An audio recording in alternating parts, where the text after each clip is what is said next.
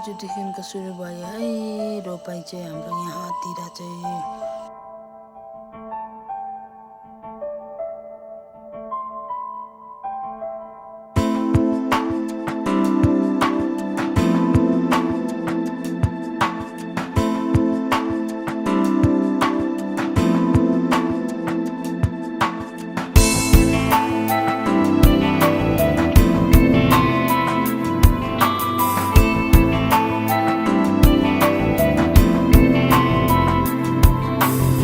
असारे महिनामा पानी पर्यो रुझाउने एक्लो यो मेरो मन कसरी बुझाउने भन्थिन् हे मैचङले रुँदै धारा नौ डाँडा पारी छ कम्पनी सहारा।